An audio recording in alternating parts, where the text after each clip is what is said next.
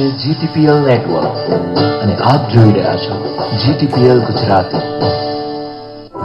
જ્યોતિષ અને વિજ્ઞાનનો અનેરો સંગમ એટલે જ્યોતિષ ગુરુ ડોક્ટર પંકજ નાગર.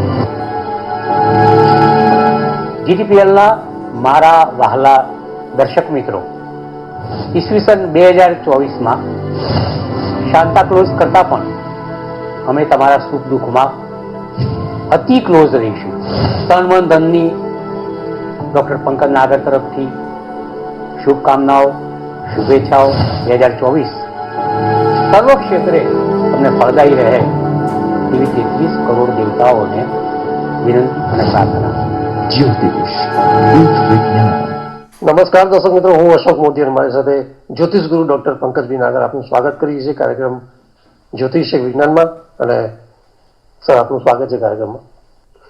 નમસ્કાર અશોકભાઈ અને નમસ્કાર મારા વહાલા દર્શક મિત્રો.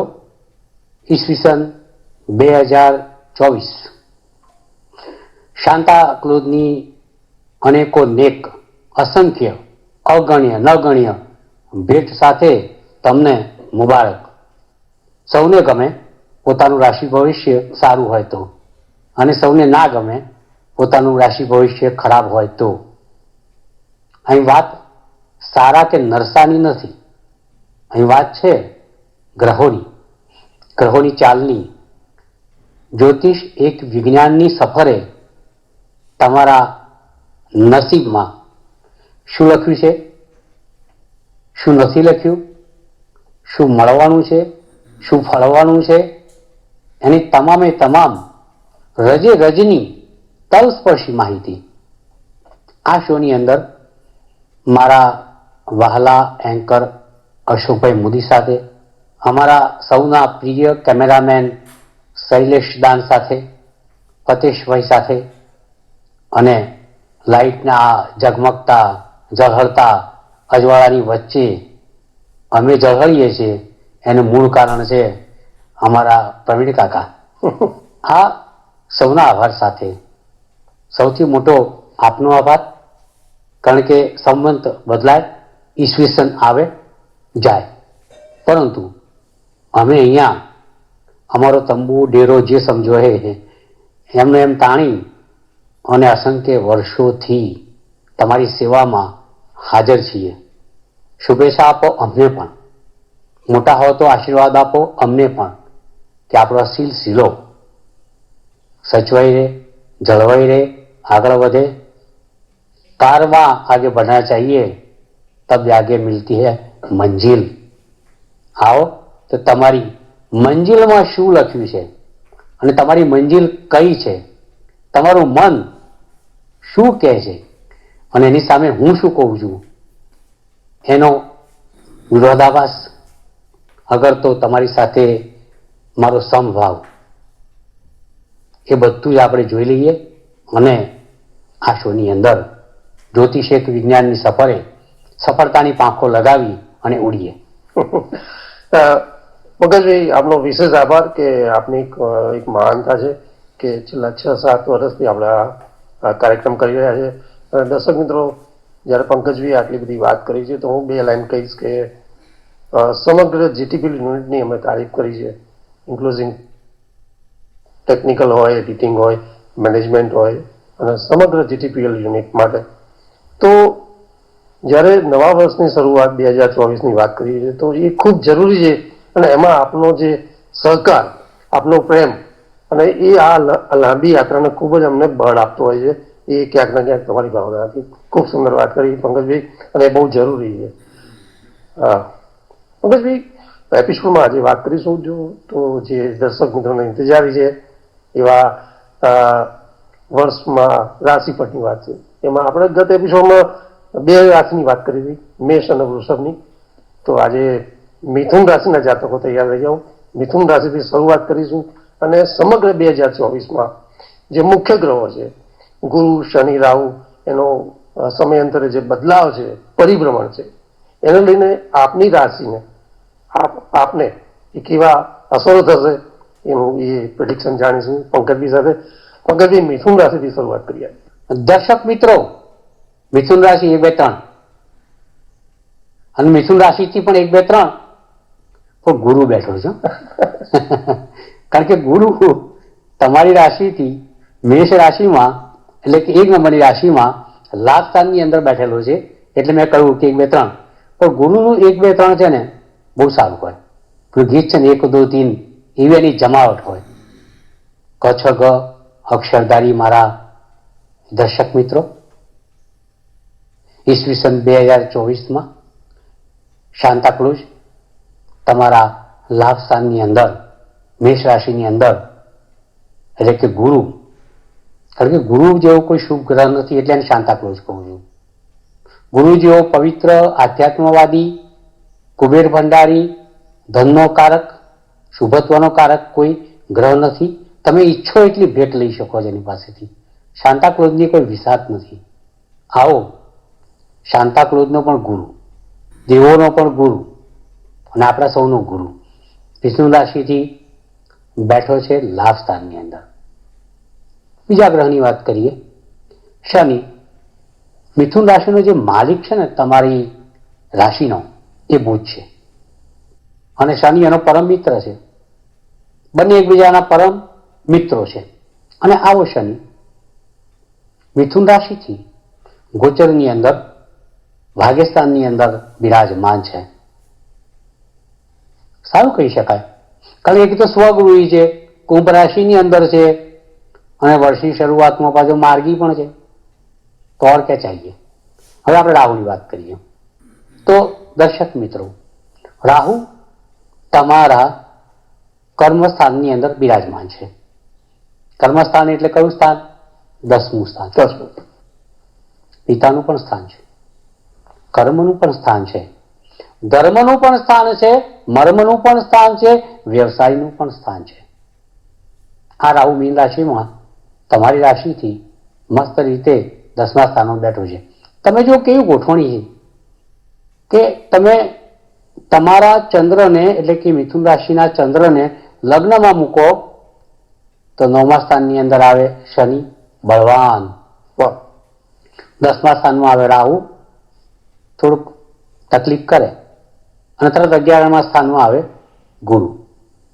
એટલે 9, 10, 11, 9, 2, 11 નહીં, 9, 10, 11 આ 3 સ્થાનની અંદર શનિ, રાહુ, ગુરુ આ બિરાજમાન છે. વિસ્તારપૂર્વક વાત કરીએ તો પહેલા આપણે 9મું સ્થાન ભાગ્યસ્થાન ઉપાડીએ, કારણ કે ભાગ્ય વિના કશું નહીં.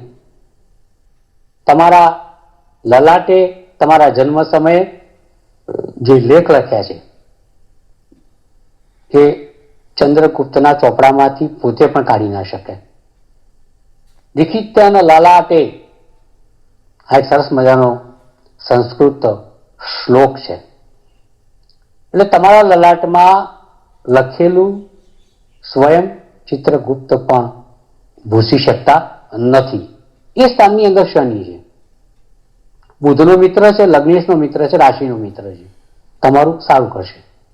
વિઝા, પાસપોર્ટ, કોઈ પણ જાતની ગ્રીન કાર્ડ માટેની ખેવના, સિટીઝનશીપ માટેની ખેવના, ઈચ્છા તૃપ્તિ બધું જ તમારું પૂર્ણ કરશે.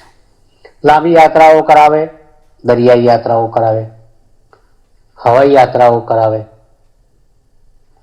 ટ્રેન યાત્રાઓ પણ કરાવે, વંદે ભારત બુલેટ ટ્રેનની વાર છે. તો આ બધી યાત્રાઓ, લાંબી યાત્રાઓનો મૂળભૂત કારક ગ્રહ કોણ છે? તો તમારા ભાગ્યસ્થાનમાં બેઠેલો શનિ. શનિ હોય તો સાહેબ તમારા નસીબમાં મની જ મની, તમારી જીવન ફની. કેમ? કારણ કે શનિ તમારી તરફેણ કરે છે માટે. ભાગ્યસ્થાનમાં બેસેલો શનિ વારંવાર વિદેશ યાત્રા પણ કરાવશે, ધાર્મિક કામ પણ કરાવશે, વિદેશ જવા માટેના તમામ ડોક્યુમેન્ટ સરળતાથી અપાવશે. અને તમને લાગશે કે મિથુન રાશિનું ઈસવીસન 2024 તો 50%થી વધારે સારું જતું હોય તેનું મૂળ કારણ ભાગ્યસ્થાનમાં બિરાજમાન થયેલો કુંભ રાશિનો માર્ગી સ્વગૃહી શનિ. વાત કરીએ કર્મસ્થાનની. અહીં રાહુ છે, પછી હવે પોતાના શત્રુની રાશિમાં છે મીન રાશિમાં ગુરુની રાશિ છે.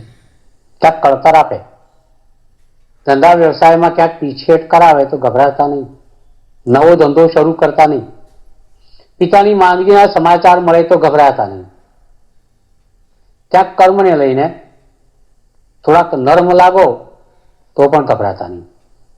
બધું ઓકે થઈ જશે. કેમ?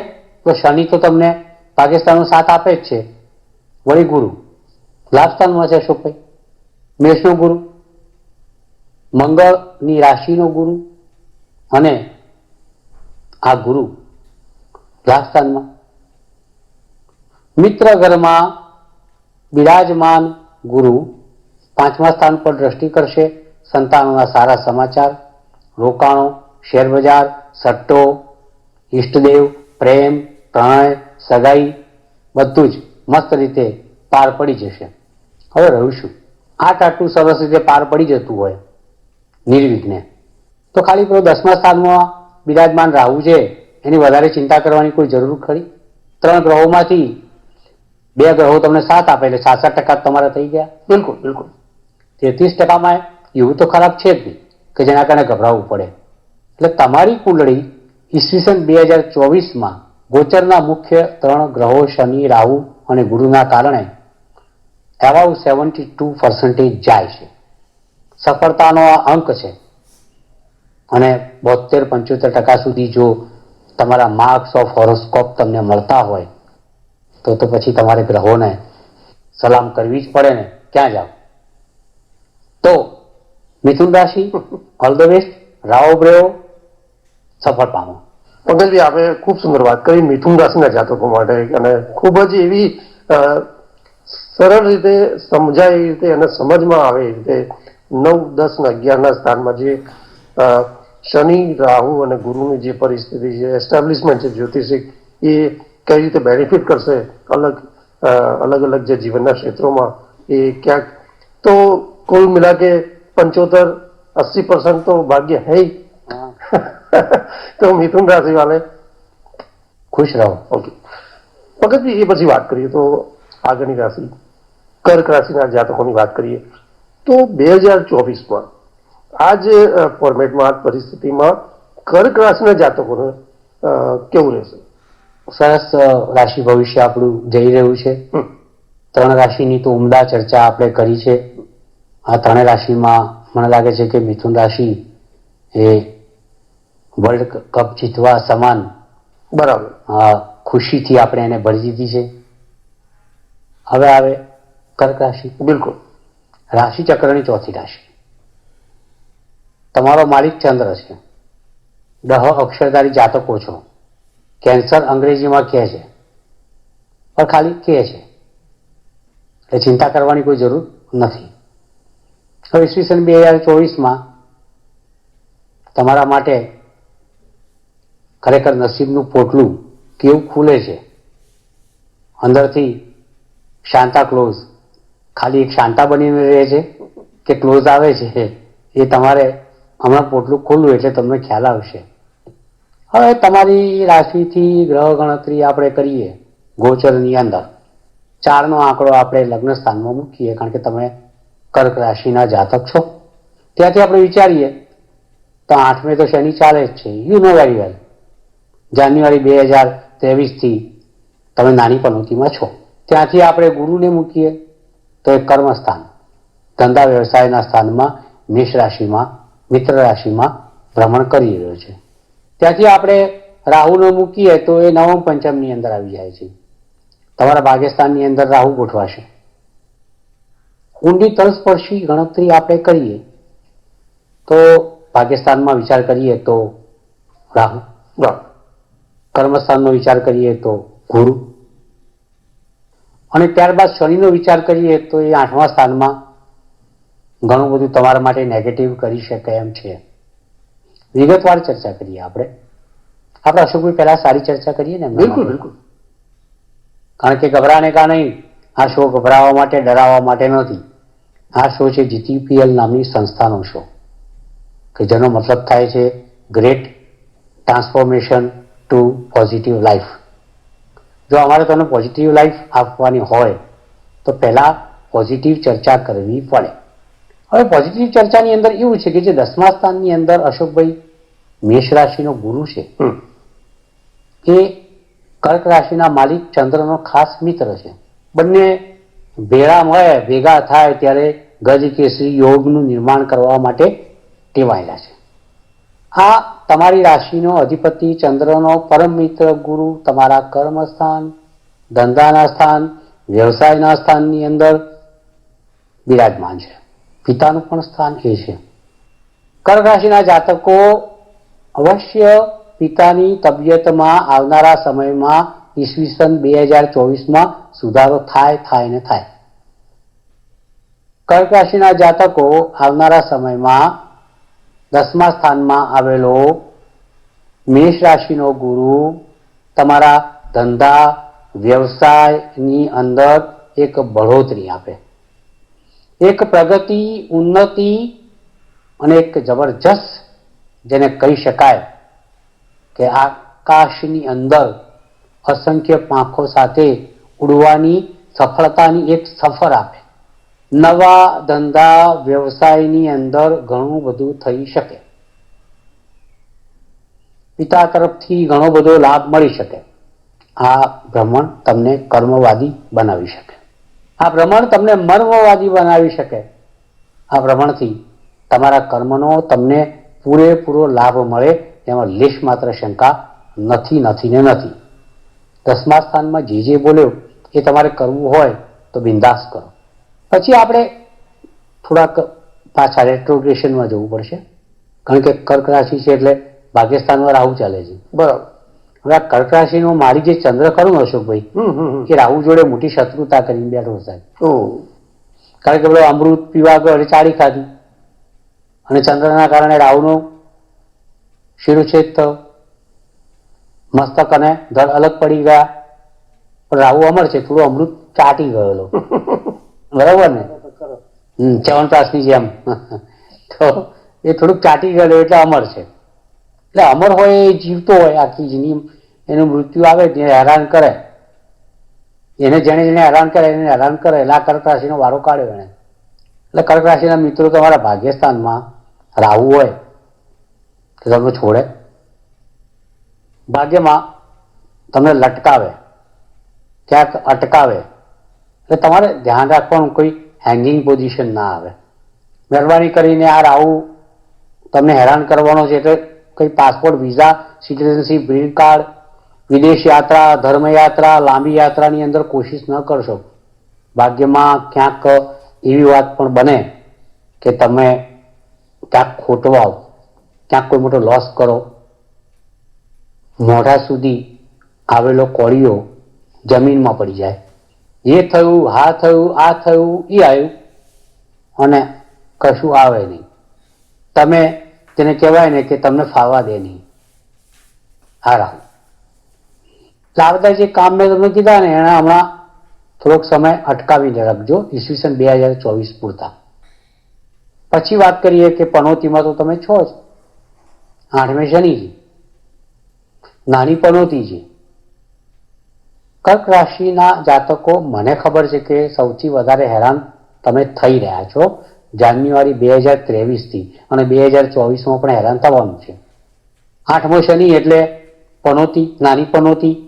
કંઈ ને કંઈ પ્રોબ્લેમ નાના મોટા કર્યા કરે, કંઈ ને કંઈ આરખીલ રૂપ બન્યા કરે, માનસિક તાણ આપે, નાના અકસ્માત કરે, કબજિયાત કરે, હરસ, પસા, પાઇલ્સ, ભગંદરની પીડા આપે, આંતરડાના ઓપરેશન આપે, ડાયજેશન બગાડે, ઊંઘ બગાડે, માનસિક તાણ આપે. આવી ઘણી બધી ઘટનાઓ બને. આ ઘણી બધી ઘટનાઓની અંદર તમે ના ફસાવો એ તમારે ખાસ ધ્યાન રાખવાનું છે. એટલે કર્ક રાશિનું ભવિષ્ય અશોકભાઈ ઈસવીસન 2024માં પ્લસ માઇનસ કરતા માઇનસમાં વધારે જાય છે. બિલકુલ, બીકોઝ ઓફ રાહુ અને શનિ. અને પ્લસમાં માત્ર ગુરુના કારણે જ જાય છે. એટલે ઈસવીસન 2024માં તમે 35થી 40% વચ્ચે જ કર્ક રાશિના જાતકો ફર્યા કરશો. એટલે સમય વર્તે સાવધ રહેશો તો વધ નહીં થાય. ચેતતા રહેજો તો મજા આવશે. કારણ કે ઈસવીસન 2024 મજાવાળું નથી. છતાં પણ અમારા આશીર્વાદ શુભકામનાઓ તમારી સાથે જ છે. પંકજભાઈ, આપનો વિશેષ આભાર કે તમે આજે 2 રાશિ જાતકોની આપણે 2024માં વર્ષ પરની એક પ્રિડિક્શન કર્યા છે. ક્યાંક વૃષભ રાશિના જાતકોને રાહુ અને શનિનું થોડું એક પ્રતિકૂળ બાબત છે, સાવધાની રાખવાની બાબત છે. પણ જેમ પંકજભાઈએ શોની શરૂઆતમાં કરી વાત કે ભાઈ GTPL, great transformation to positive life, એટલે અમે ઉપાયોની પણ વાત કરીશું છેલ્લે 12 રાશિ જાતકોનું પ્રિડિક્શન થયા પછી, તો ઉપાયોની પણ આપણે 100% ચર્ચા કરીશું, એટલે કંઈ ગભરાવાની જરૂર નથી. પંકજભાઈ, શોમાં સમય પૂરો થવા છે અને કાર્યક્રમ સમાપન કરવાનું સિગ્નલ પણ મળી ગયું છે. તો દર્શક મિત્રો, વર્ષ પર 2024ના રાશિફળમાં આપણે નેક્સ્ટ એપિસોડમાં આગળની રાશિઓને લઈને પ્રિડિક્શન કરીશું. ત્યાં સુધી રજા આપશો. નમસ્કાર. જ્યોતિષ એક વિજ્ઞાન કાર્યક્રમ અંતર્ગત સટીક ઉત્તર અને માર્ગદર્શન આપશે જ્યોતિષ શાસ્ત્રી ડોક્ટર પંકજ નાગ.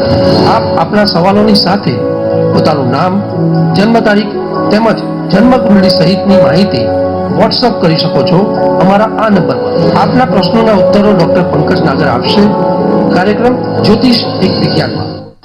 આપ